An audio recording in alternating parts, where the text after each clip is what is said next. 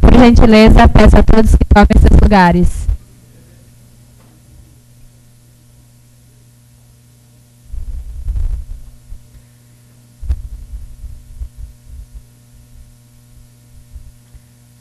Bom dia a todos.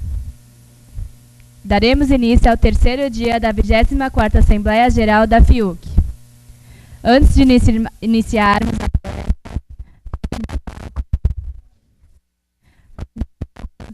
a Cerneira, presidente da FIUC.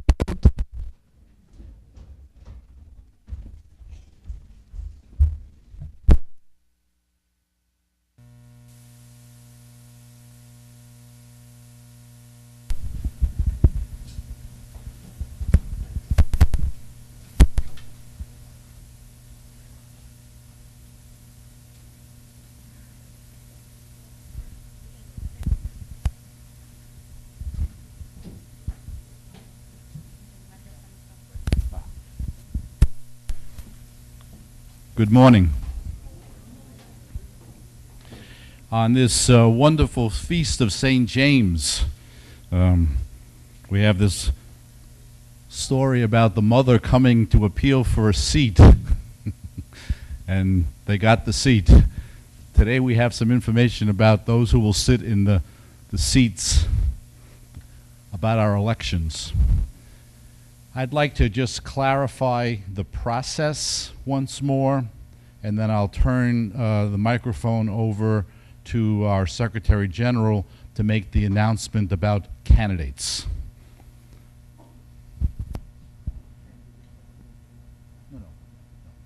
Just the candidates for President and Vice President.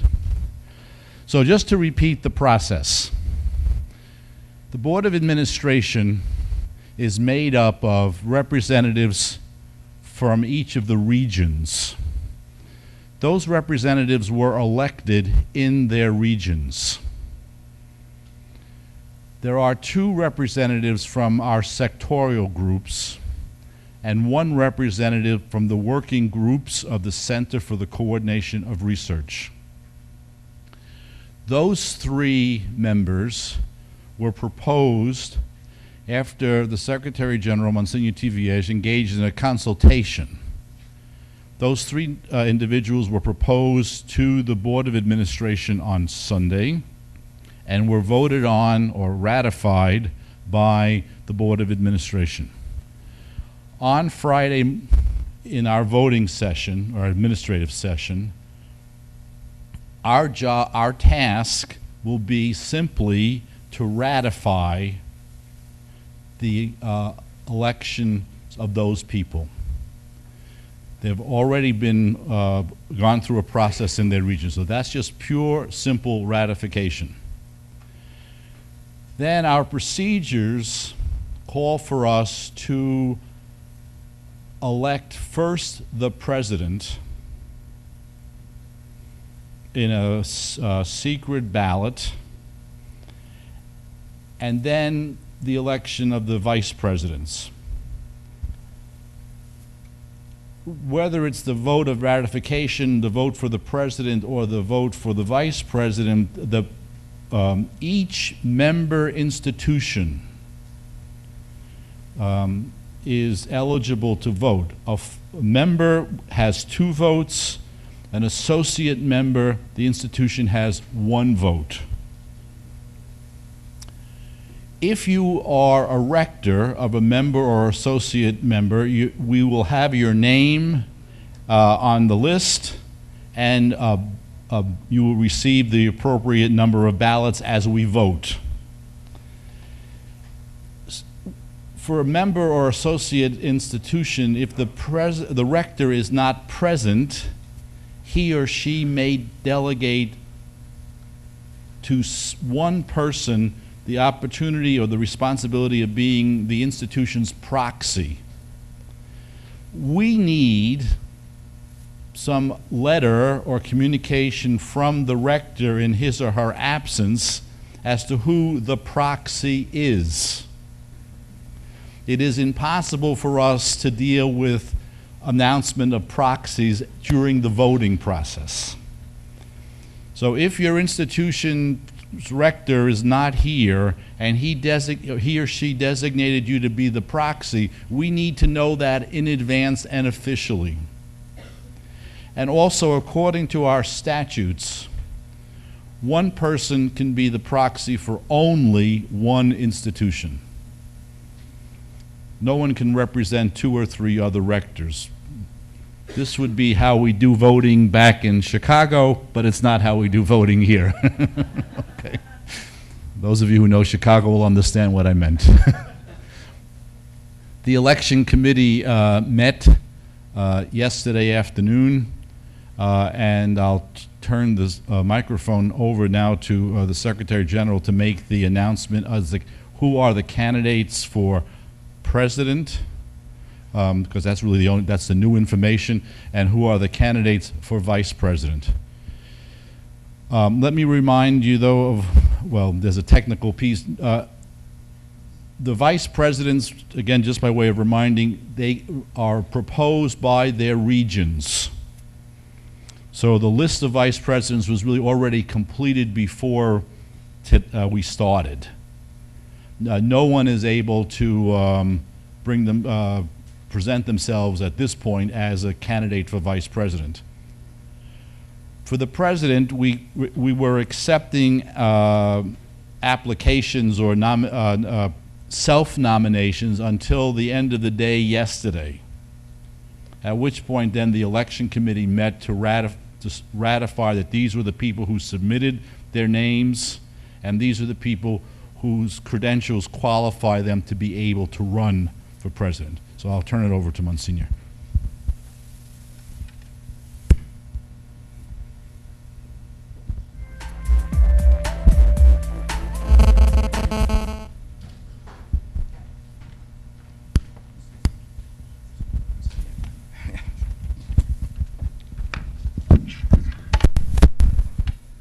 Ahora, para cambiar, vamos a hablar español. Entonces, yo tengo el gusto de informarles que oficialmente hemos recibido 2 candidaturas para la presidencia de la Federación. 2 candidaturas, naturalmente, que encuentran todos los requisitos para ser presidentes.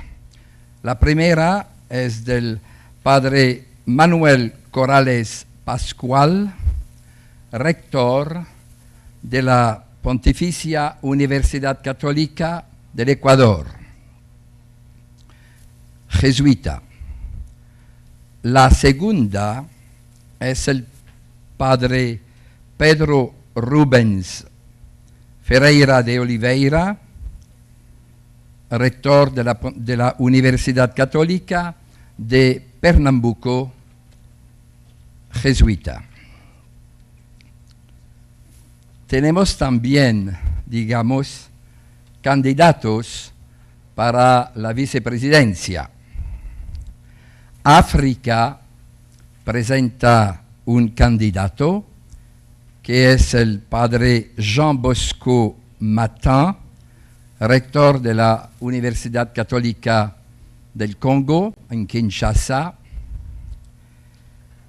Para la región europea, la candidata es la profesora Thérèse Lebrun de l'Université catholique de Lille, y per Asia, sur-sureste asiático, el candidato identificado es el padre Michael Calmano, que de la Universidad Católica de Nansan, digamos, en Japón. Aquí, entonces, señor presidente, tenemos un panorama completo para poder proceder a las elecciones el viernes por la mañana. Yo les agrego una información que me parece importante. Se dieron cuenta que no hay candidato a la vicepresidencia proveniente de América Latina, dado que precisamente los 2 candidatos a la presidencia son latinoamericanos. En tal caso, habitualmente no hay un vicepresidente latinoamericano. Yo quería hacer esta aclaración que deseaba también el señor Pedro Rosso. Muchas gracias y que tengan un buen día.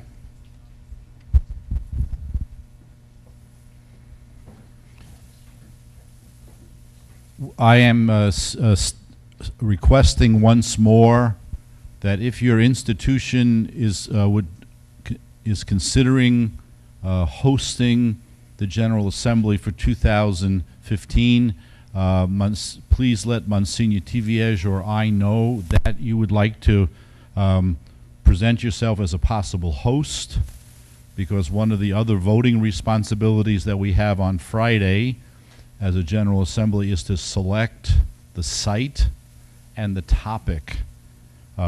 So if your institution is interested in proposing itself as a potential site for the General Assembly in 2013, please let him or I know, preferably by the end of the day tomorrow.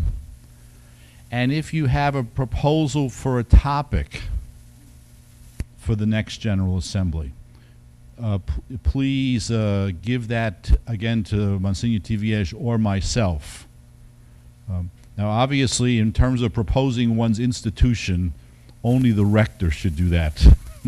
But in terms of topic, anybody attending the General Assembly can make a recommendation. Thank you very much.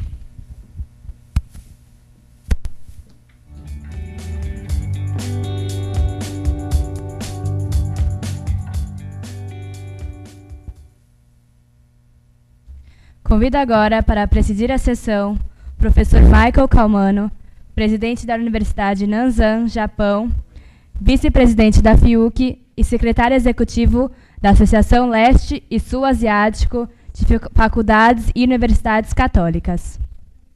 Born on July 23, 1948, in Limburg, Hessen, Federal Republic of Germany, formerly West Germany. Studied theology at a theological seminary in Germany and at the Department of Theology, Faculty of Arts and Letters, Nanzan University, before going on to study pedagogy in the United States of America. In 1975, he was ordained a Catholic priest.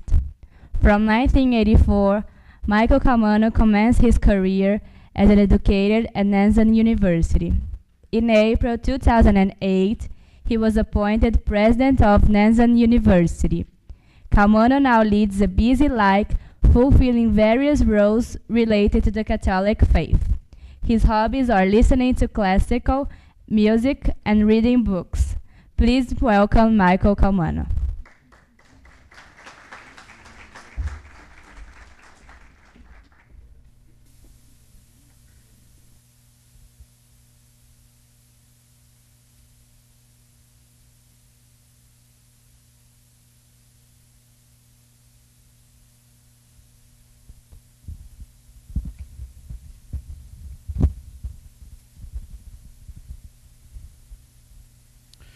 Good morning, ladies and gentlemen. I'm very happy to sit here in this seat. It's a very exceptional day today. I'm wearing a necktie. On the other hand, we are on the usual IFCU schedule, 1 hour behind. And no more talking from me. I will just introduce today's speakers. The first one to speak is Professor Joaquim Acevedo, graduate in history and has a PhD in education from the University of Lisbon. He's a professor at the Portuguese Catholic University, the director of that university's School of Arts, and chairman of the Foundation Manuel Leão.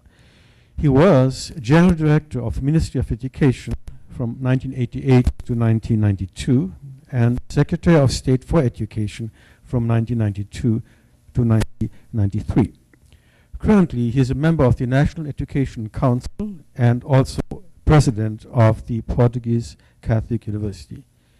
He presented Portugal in several international organizations, and he's also the author of several books and numerous articles on education and training. The respondent to Professor Acevedo's talk will be Yves Pouillet, a PhD in law and graduate in philosophy. He is full professor at the Faculty of Law at the Universities of Namur and Liège. He heads the Centre de Recherche of Informatique et Droit since its creation in 1979 and conducts various researches in the field of new technologies with a special emphasis on privacy issues, individual and public freedom in the information society and internet governance. He's a legal expert for the European Commission, for UNESCO and the Council of Europe. He also chaired the Belgian Computer Association and is a founder of the European Telecommunication Forum, ECLIP, and that's FIDI-Light, I think. In 2009, he was appointed member of the Royal Belgian Academy, and in 2010, rector of the University of Namur. So I turn over the microphone to Professor Acevedo.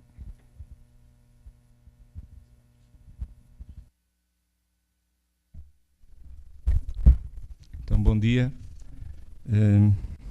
Good morning, bonjour, buenos dias. Começo por agradecer à FIUC o convite para realizar esta comunicação. E vou falar sobre a relação professor-estudante no ensino superior a partir da Europa. Estamos aqui muitas culturas e muitas organizações.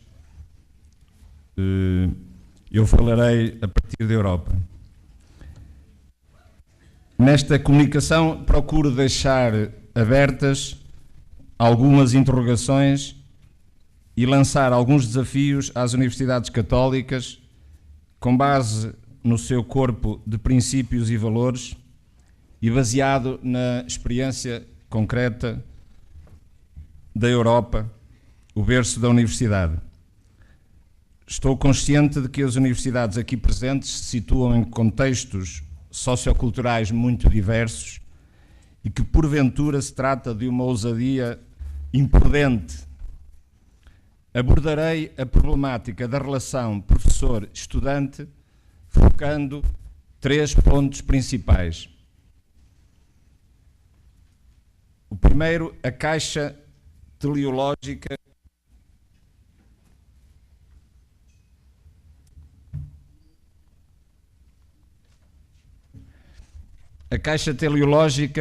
em que a Universidade Europeia está a ficar encerrada. A segunda, as novas culturas juvenis em presença nas nossas universidades. Em terceiro, a conjugação contemporânea da relação saber, professor, estudante, instituição, discernindo o lugar específico das universidades católicas. Quanto ao primeiro ponto, no Conselho Europeu de 2000, em Lisboa, a União Europeia declarava querer ser a economia do conhecimento mais competitiva e dinâmica do mundo antes de 2010, capaz de um crescimento económico duradouro, acompanhado por uma melhoria quantitativa e qualitativa do emprego e uma maior coesão social. Em 2012, a economia europeia não só não atingiu este patamar de desenvolvimento, como se encontra imersa numa complexa e inesperada crise. Entretanto, um novo fôlego é perspectivado para o ano de 2020.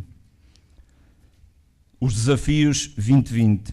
Retomar o emprego, alocar 3% do PIB à investigação, desenvolvimento e inovação, reforçar as energias alternativas e a eficiência energética, e alcançar pelo menos 40% na taxa de escolarização com o ensino superior para o grupo etário 30-34 anos e reduzir a pobreza e a exclusão social. Portanto, o crescimento baseado no conhecimento permanece na agenda.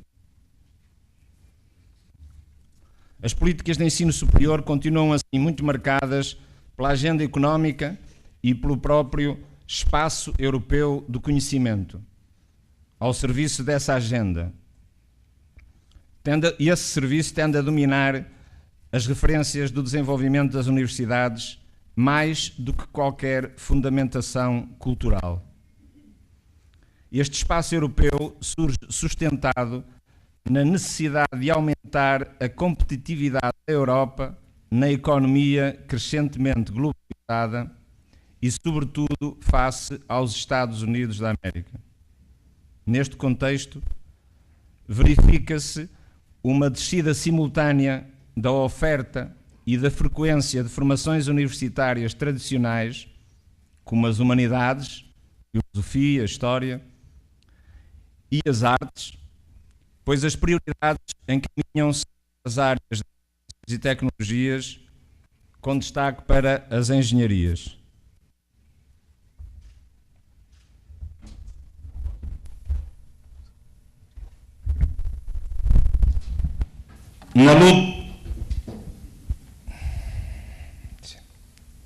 Na luta pela retenção e atração de cérebros, parece jogar-se na atualidade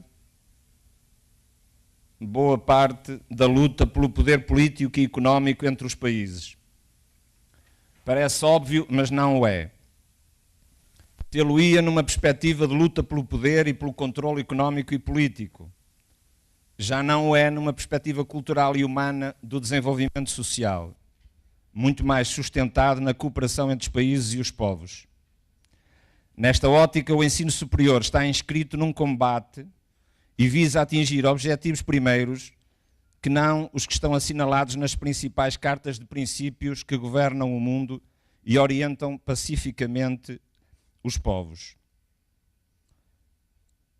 As universidades são incentivadas a seguir uma lógica de ação que subentende que elas tenham de se perspectivar como empresas estratégicas no mercado global e não tanto como instituições culturais e de cooperação intercultural, de construção de laços humanos e da paz.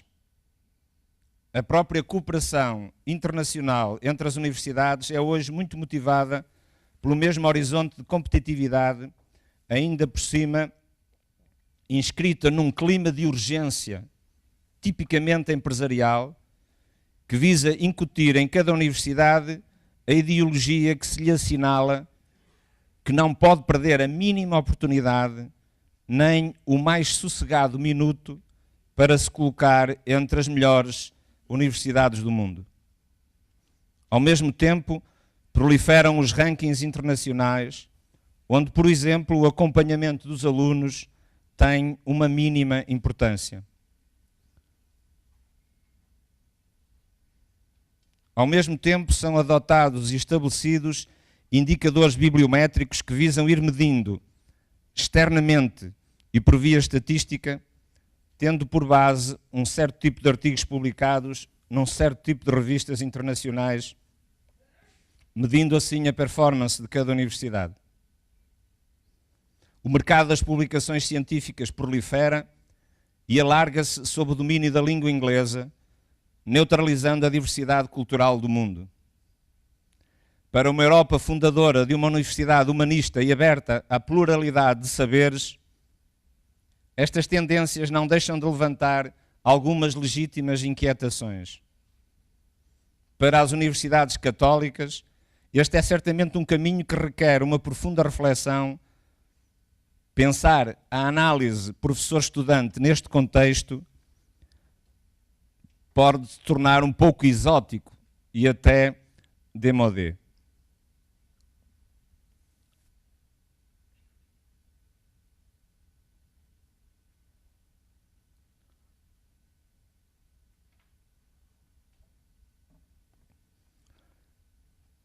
Fruto de uma...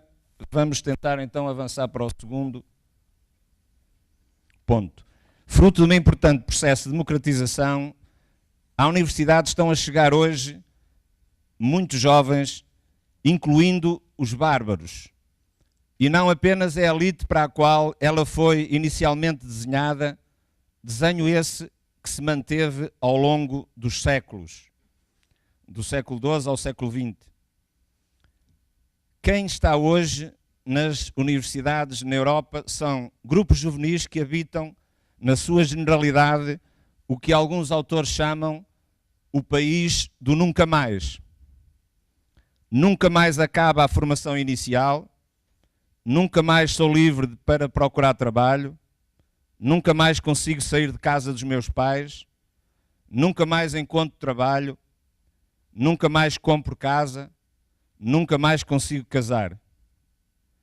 Estes grupos juvenis respiram hoje a inquietação e a angústia do seu tempo, a crise e a incerteza dominante que o envolve, um tempo que lhes é apresentado como tendo muito pouco futuro dentro dele, ao mesmo tempo que cada vez tem menos passado e memória.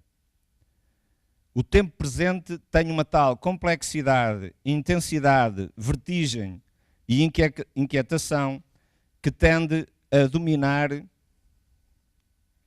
o tempo possível.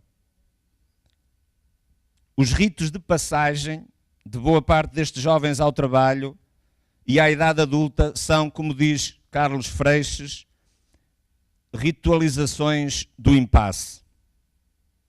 Sem futuro, o presente torna-se ao mesmo tempo uma tábua de salvação, o presentismo, e uma masmorra pela incapacidade em gerar confiança dos jovens uns nos outros para poderem dar passos diversos de encontro e em ordem a poder viver em cidades mais humanas e habitáveis por todos, onde cada um tenha direito ao seu rosto.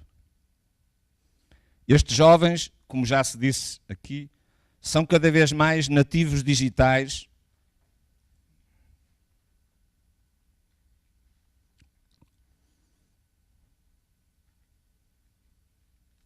imersos desde o nascimento no mundo marcado pelas novas tecnologias da informação e da comunicação e pela sobre-informação acessível de múltiplas fontes. Esta sobre-informação transporta um caudal que desenvolve duas capacidades nos jovens. Uma primeira é a capacidade nova e tempestuosa de esquecer, para ser possível repor mais informação. Por outro, o subconhecimento, um saber pouco estruturado, hierarquizado e ancorado em valores eleitos. Por outro lado, um consumismo pandémico, economicamente desejado, marca as sociedades e estes jovens, atingindo tudo o que fazem, incluindo o estudar na universidade.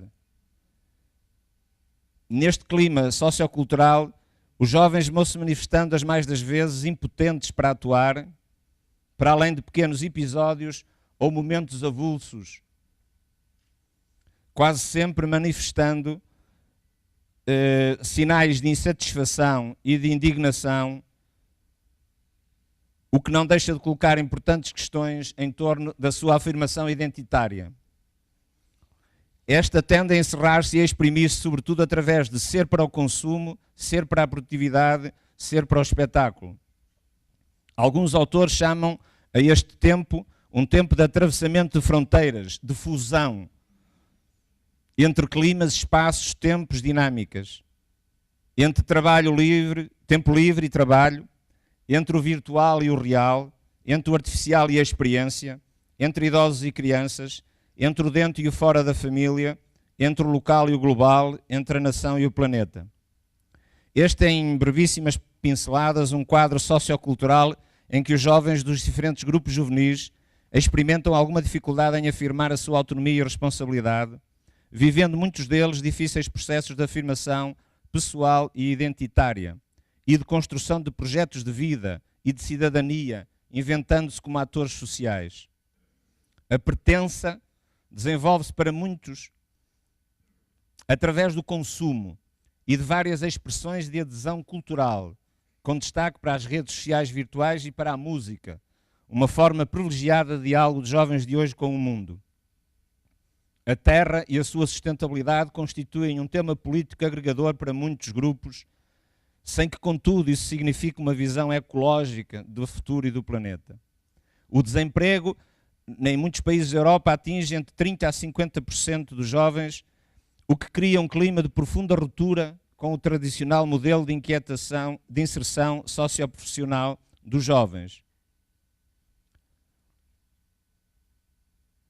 Diante deste quadro genérico que é vivido de modos diversos pela diversidade dos grupos e culturas juvenis em presença, devemos perguntar-nos que impactos se fazem sentir nas universidades e se algo nelas deve mudar ou se, pelo contrário, devem continuar a ser o locus sociocultural de outros tempos, uma instituição de elites afastada da realidade social e fonte de um saber inquestionável e comunicado aos estudantes, preparando os quadros superiores da organização social e a evoluir em que direção deverá evoluir.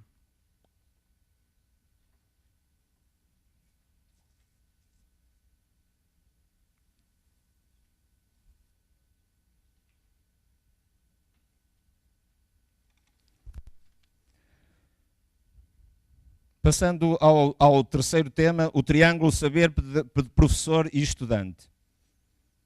Neste contexto, pensar a relação professor-estudante na universidade, no início do século XXI, implica pensar qual a orientação estratégica que as universidades querem seguir em função de um conjunto coeso e seguro de valores e de uma missão e visão para o presente e para o futuro. As opções podem ser várias, e será por elas que é preciso responder num quadro de responsabilidade social. As conjugações entre as três estrelas do tradicional triângulo pedagógico, saber, professores e alunos, são muito variadas, sendo que em grande parte delas segue modelos que criam interações incompletas, deixando habitualmente um dos vértices para aquilo que um autor chama o lugar do morto.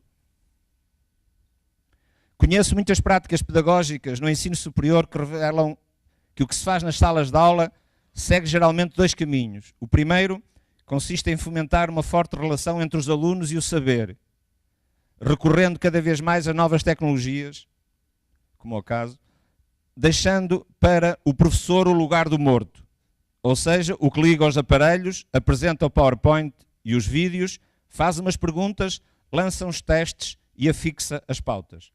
E hoje em dia nem por isso, porque há plataformas de e-learning. Nestes casos é comum ouvir-se invocar a neutralidade dos docentes peritos num dado domínio do conhecimento especializado.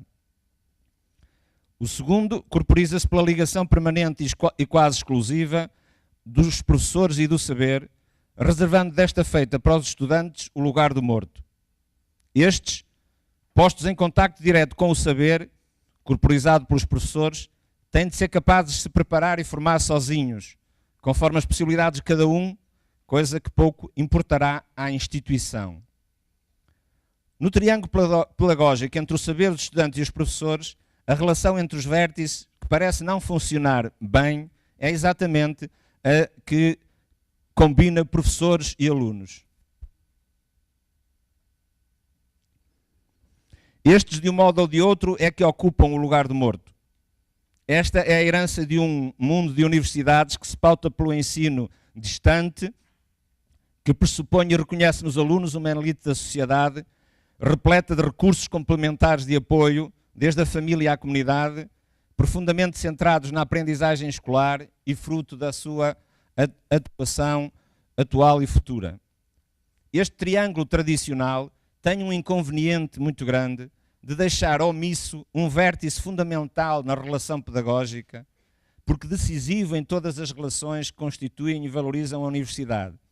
O vértice da instituição. É óbvio que se supõe que o triângulo esteja envolvido por um círculo institucional, mas isso não chega. Representa ainda assim uma pobre equação. Na verdade, este quadro institucional universitário, responsável pela adoção e seguimento de um conjunto de valores e prioridades, objetivos e ações daí decorrentes, representa um importante vértice nas complexas interações que se estabelecem, o que apela, porventura, mais ao desenho de um terceiro lugar dentro do triângulo. Uma coisa é a instituição estar lá e fazer parte integrante por fora. como uma esfera englobante. Outra é estar lá, mas dentro, implicada na interação entre as partes, como o baricentro de um triângulo. E este salto é decisivo na hora de pensarmos a relação pedagógica nas nossas universidades, em particular nas universidades católicas. A passagem obrigatória destas interações entre os vários vértices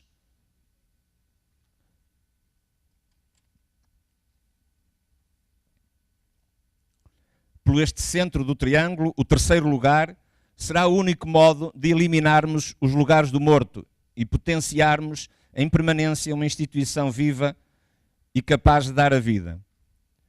Na verdade, os cursos que aqui se criam e oferecem, a qualidade científica dos docentes e o seu perfil profissional e pessoal, o professor professa, as prioridades da investigação, o modelo de relacionamento professor-estudante que se valoriza, tudo isto e muito mais depende do quadro institucional em que se trabalha e do modelo de direção e gestão e da afetação real dos recursos que se promove. Uma instituição universitária, como uma instituição de educação, não é neutra. Nem neutras são as suas prioridades e a atividade dos seus docentes. A pretensa neutralidade é uma falsidade.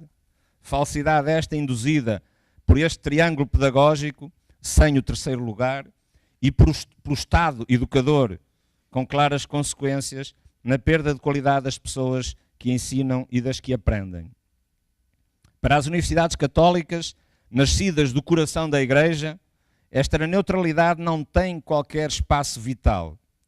Elas devem dialogar com as culturas do mundo de hoje, dando primazia ao sentido da pessoa humana, à sua liberdade e à sua dignidade, ao seu sentido de responsabilidade e à sua abertura ao transcendente, avaliando e discernindo bem as aspirações e tradições da cultura moderna para a tornar mais apta ao desenvolvimento integral das pessoas e dos povos.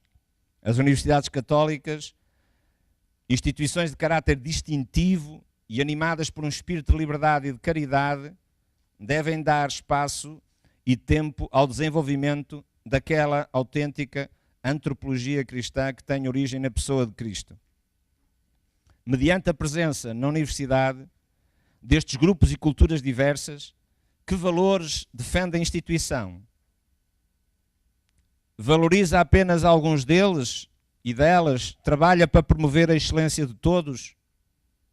Face à incerteza e à imprevisibilidade das sociedades e dos mercados de trabalho, em que valores e atitudes educa a universidade?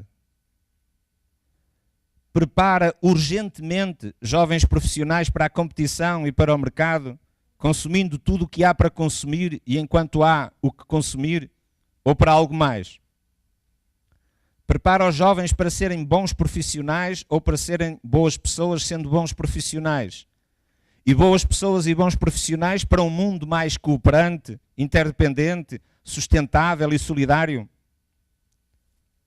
Qual será o quadro educativo mais adequado para que se preparem bons profissionais e boas pessoas na universidade? Entrando na vertigem ou travando e fazendo silêncio? Como é que se pode hoje saborear uma cultura científica? Como é que ela comporta as dimensões humanista, técnico-profissional, de compromisso social, com quem mais precisa, e a dimensão ética e religiosa? A investigação que se elege segue prioridades institucionais. Bom, e por aí fora mais perguntas podemos fazer. E agora para os tradutores passamos para a página 9, no princípio. Para fazerem a diferença, as universidades católicas precisam de continuar a se reinventar. Não basta respirarem o ar do tempo, serem modernas. Importará ir mais longe. Inovarem novos sentidos ao serviço de vidas com mais sentido humano e com renovado compromisso social. Os jovens de hoje precisam que as universidades católicas lhes digam: eis-me aqui.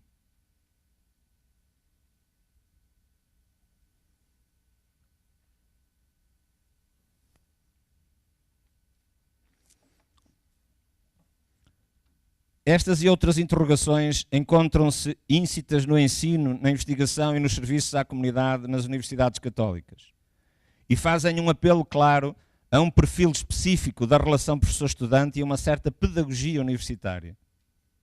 Se a instituição ocupa o centro da universidade, os docentes estão no centro da vida da universidade e os estudantes, as aprendizagens que realizam e os modelos de vida que transportam, dependem em boa medida da sua qualidade e da sua orientação.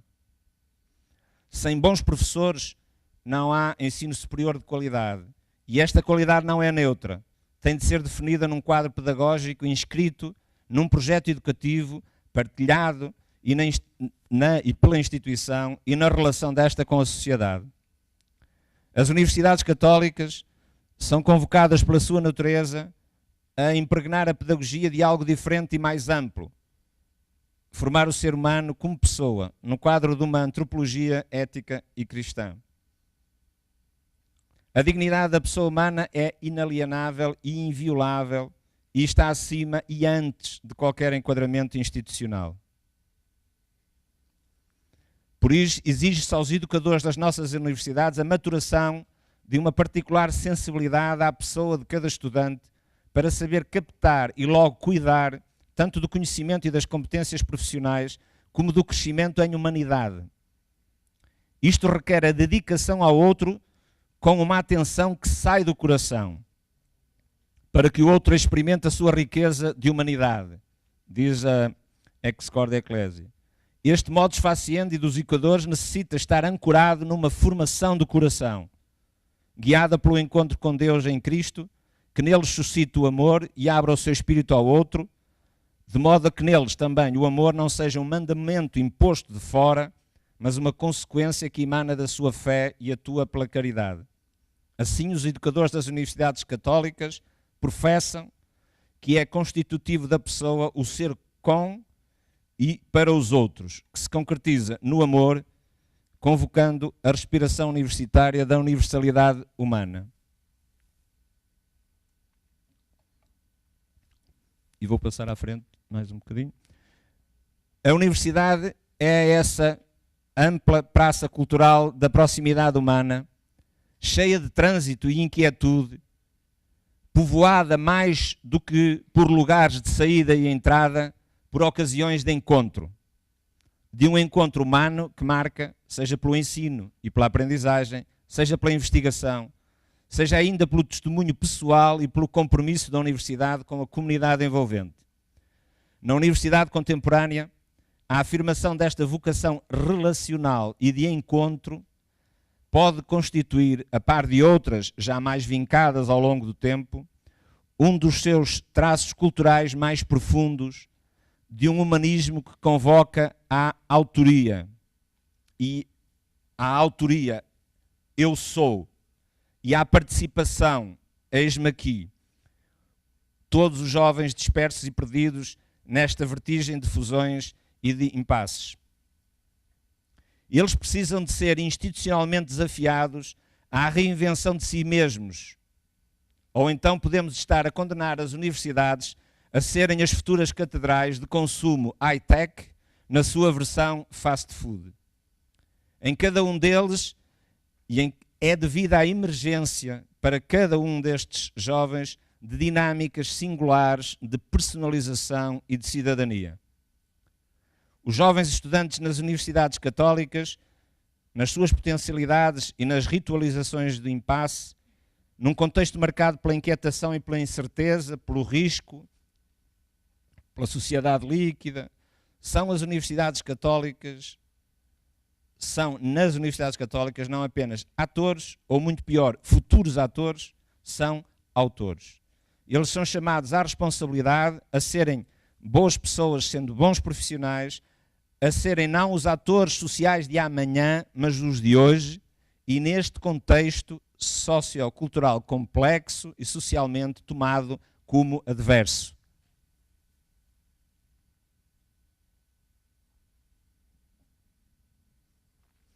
A pedagogia desempenha aqui um papel fundamental de mediação que urge revalorizar no quadro institucional das universidades católicas, sob pena de funcionalizarmos ou proletarizarmos completamente as funções dos professores.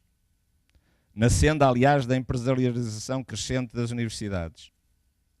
Uma mediação pedagógica que nada tem de mágico, pois outro não será o campo da pedagogia que não seja da humildade. Com forte sentido de abertura e de espírito crítico.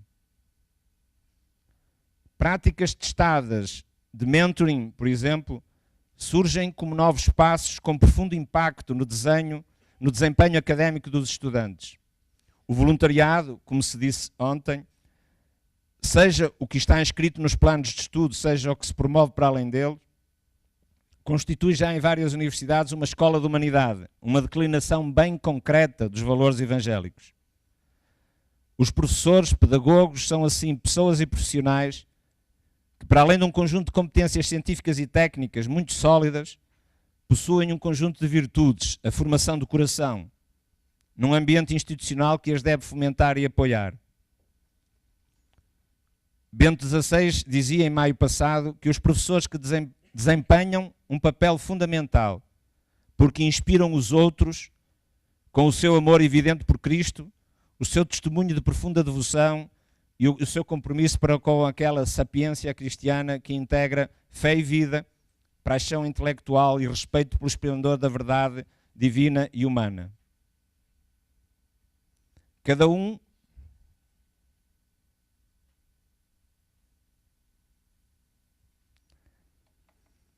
dos jovens de hoje não pode ser mais uma peça de uma gigantesca máquina, objeto de uma fantasia imaginária, mas que vive escondido no escuro dentro de uma catedral de luz.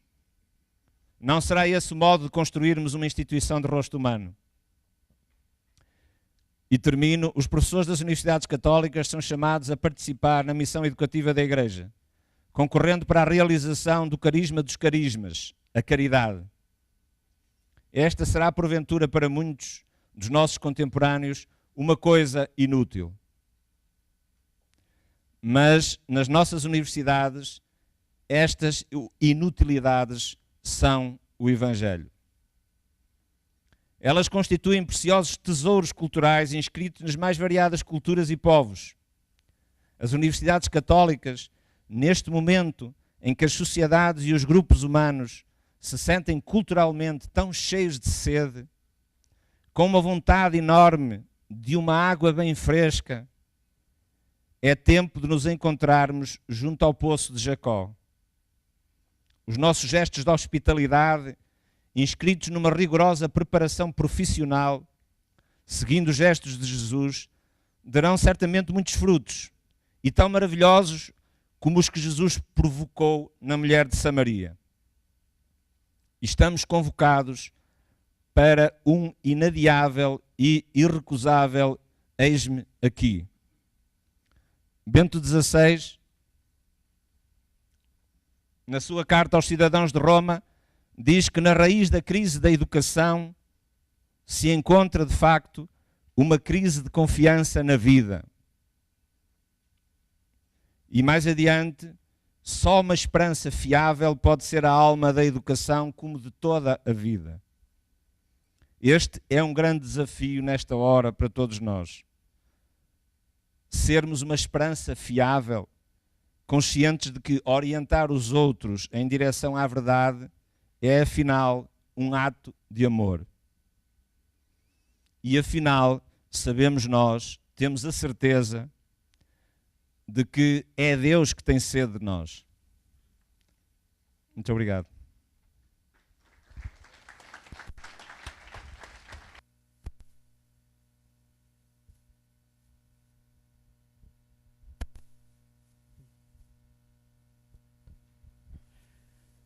Thank you very much.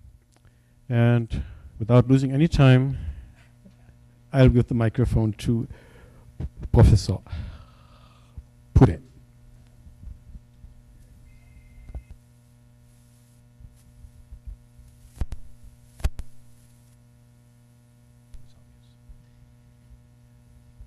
Thanks, Mr. Chairman. This is my first visit here in Fiuk. I'm very glad to be here and be sure that I will be again amongst you. Le thème qui m'a été demandé de présenter n'atteindra certainement pas les profondeurs et les hauteurs que mon collègue a décrites.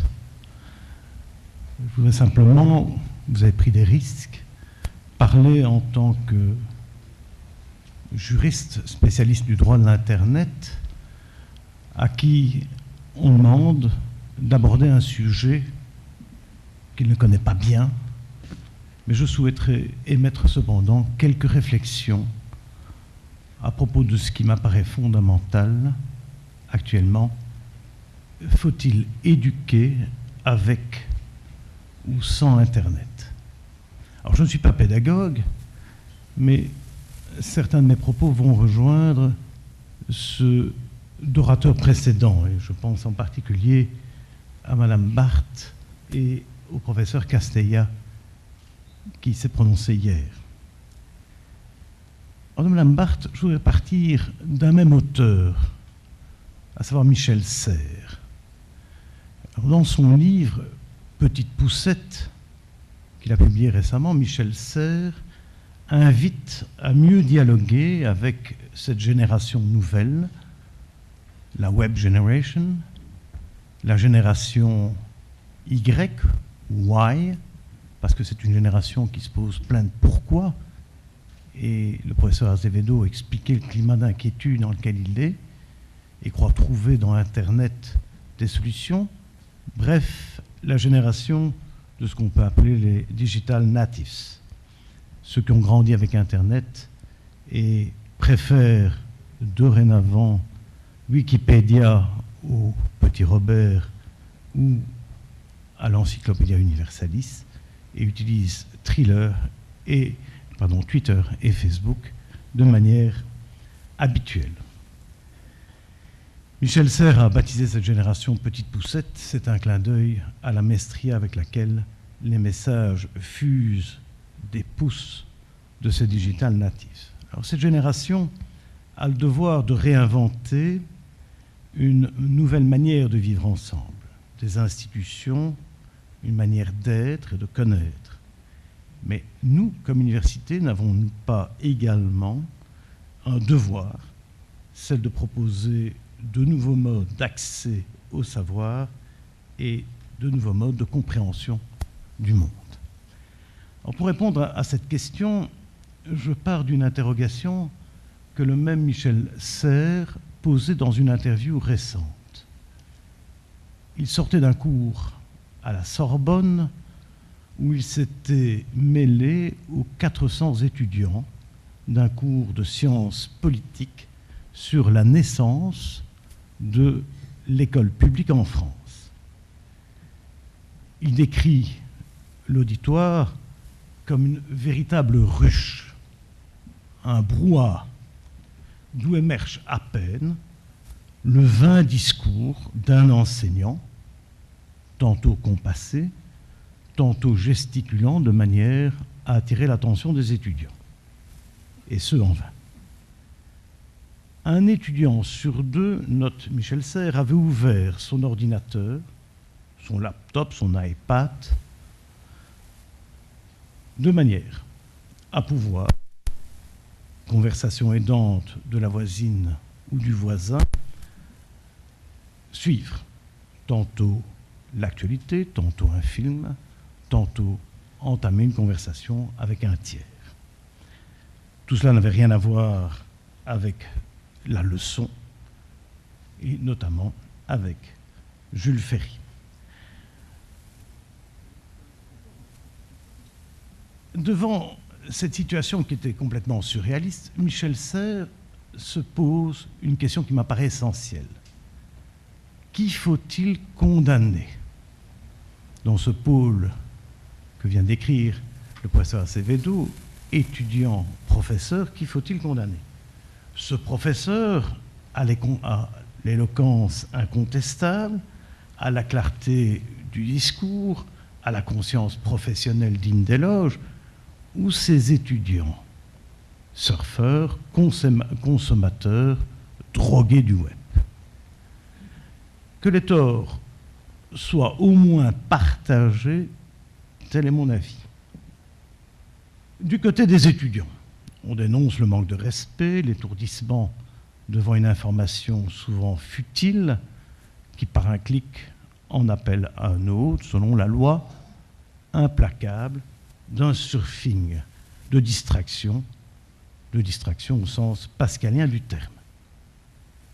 Mais du côté de l'enseignant, on pointe la faute grave que représente son incapacité à prendre en compte la réalité nouvelle d'une génération d'étudiants et la nécessité absolue d'adapter ces modes de communication du savoir en fonction de cette réalité. Réalité qui ne peut signifier moins enseigner, mais peut-être enseigner autrement. Alors, avant d'aborder ce qui pourrait être cette nouvelle manière d'enseigner, une réflexion préliminaire. Elle concerne l'attitude négative rencontrée chez nombre de mes collègues à propos de l'utilisation des technologies de l'information et de la communication, qui souvent, il faut le reconnaître, est une marque du manque de connaissance de ces technologies et de leurs usages par ces enseignants. Pêle-mêle, ces enseignants évoquent les atteintes à leur vie privée par des informations et images peu flatteuses circulant sur le net. Ils affirment que les technologies sont un outil d'évasion plus que de concentration. Ils notent les risques de tricherie, les problèmes de plagiat, même si c'est un excursus. On sait que des logiciels aujourd'hui très puissants, au nom de la sacro-sainte propriété intellectuelle, parviennent à détecter tout emprunt, même extrêmement partiel, à l'œuvre d'autrui. À mon avis, il s'agit là d'un abus de la propriété intellectuelle, car il ne faut pas oublier que les nouveaux savoirs se sont toujours construits sur des savoirs anciens, sans doute, mais c'est un sujet pour un autre exposé. Venons-en donc, si vous voulez bien, à la thèse. Elle consiste en un double pari pour notre système éducatif. Le premier pari, si nous prenions au sérieux cette nouvelle génération pour définir notre enseignement. Le deuxième pari, le second, si sur cette base, nous mettions l'instrument que constituent ces technologies au service d'une conception nouvelle de notre enseignement et de notre rôle. Nous qui utilisons tant les technologies de l'information et de la communication dans notre recherche, pourquoi ne l'utilisons-nous pas dans notre enseignement? L'interrogation est essentielle, elle dépasse de loin ce qu'on qualifie d'enseignement à distance. Cet enseignement par lequel nos institutions universitaires, elles sont loin d'être les seules. Nombre d'entreprises s'y sont lancées également. Ce sont nos institutions universitaires offrent des contenus éducatifs à une population d'étudiants dont l'occupation ou les revenus les privent d'une possibilité absolue ou partielle d'atteindre les lieux traditionnels physiques de dispense du savoir. Si nous nous lançons dans ces nouveaux modes d'enseignement, ces enseignements à distance, et en particulier, il est du devoir, me semble-t-il, des universités catholiques de le faire vis-à-vis des pays en développement, nous devons veiller à ce que cet enseignement ne soit pas l'objet d'une commercialisation accrue du savoir, et surtout qu'elle ne soit pas mise au service d'un savoir purement pratique, imposé, faisant fi des diversités culturelles et manquant de toute réflexion critique proprement universitaire. Mais revenons à notre propos.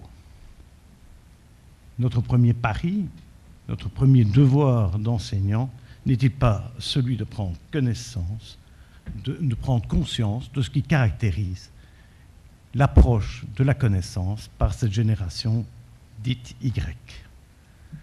Alors, je voudrais donner quelques caractéristiques du mode d'approche de la connaissance par cette génération Y. Et pour chaque caractéristique, j'ajouterai les avantages et désavantages de la caractéristique. Alors, la première caractéristique est celle de l'hyperlien. Cette caractéristique renvoie au fait que pour l'internaute, l'information ne vient jamais, n'est jamais dans une source unique. Tout moteur de recherche renvoie à de nombreuses sources d'informations et à la limite, chaque source renvoie elle-même à d'autres sources d'informations.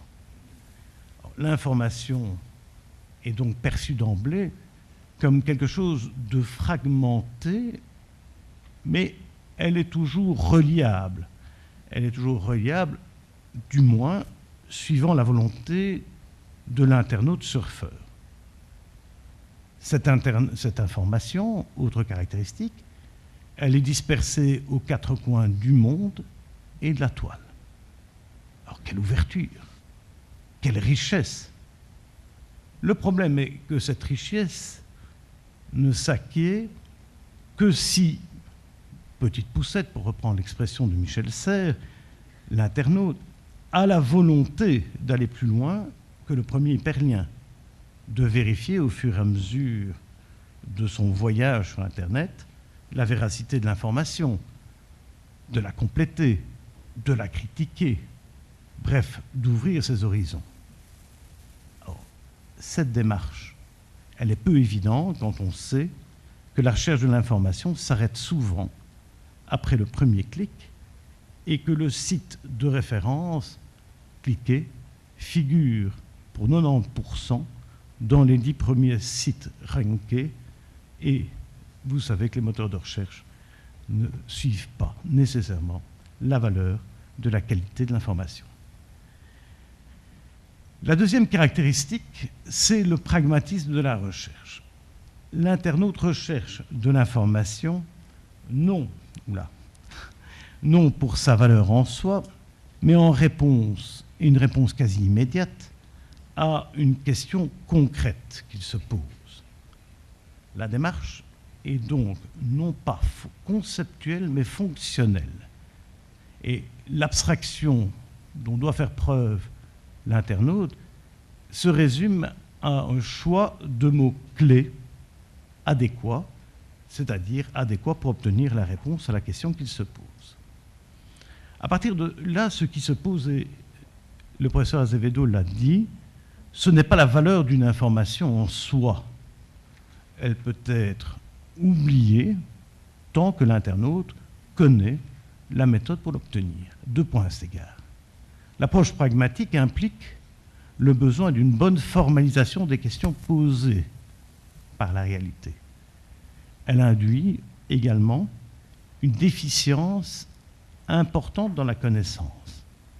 La connaissance s'acquiert de manière chaque fois parcellaire, liée à une question posée, et donc nous n'avons point ici d'approche conceptuelle qui pourtant permettrait à l'internaute de pouvoir résoudre pas mal de questions plutôt que de chaque fois se référer à son surfing sur Internet. Troisième caractéristique, c'est celle du possible jeu collectif.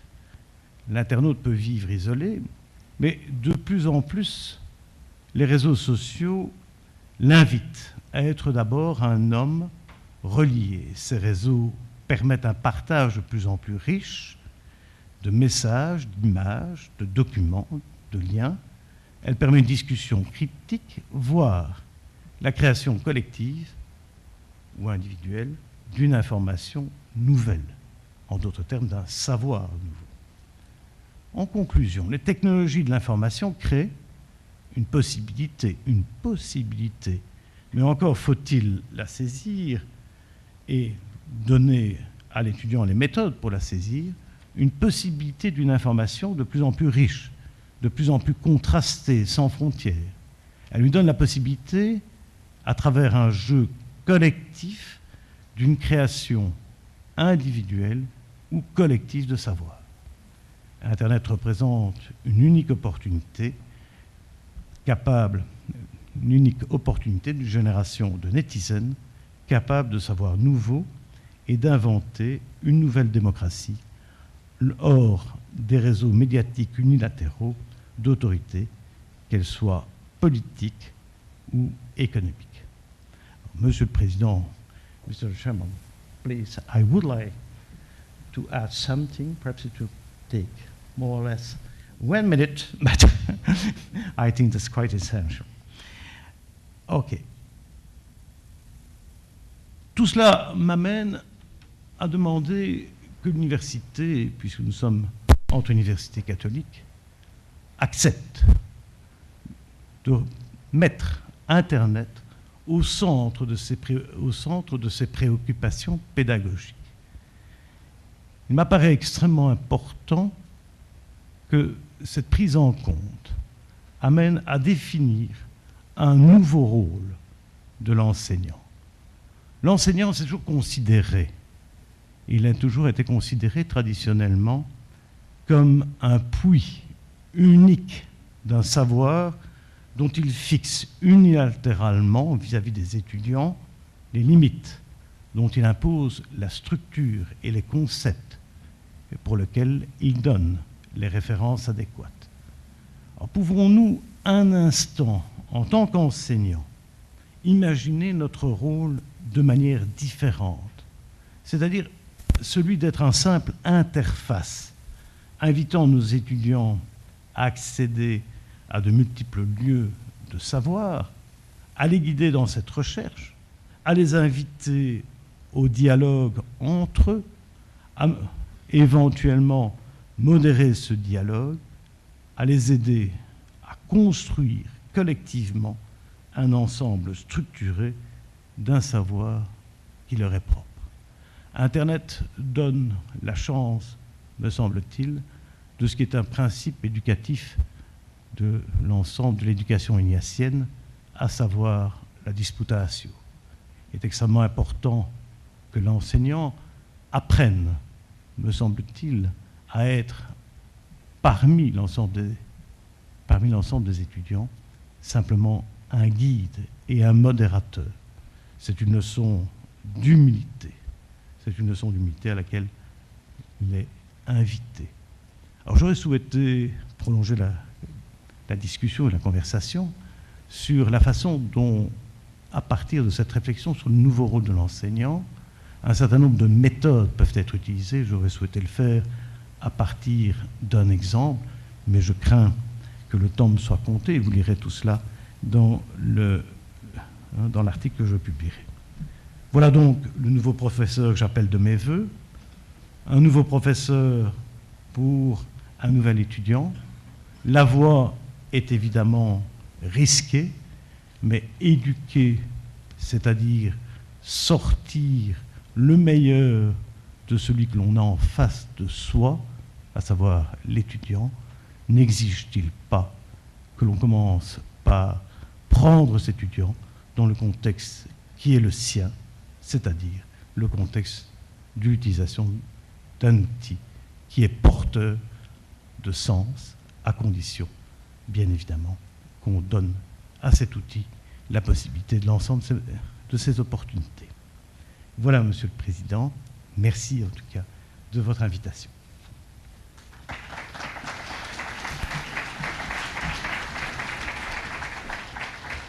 Some things never change.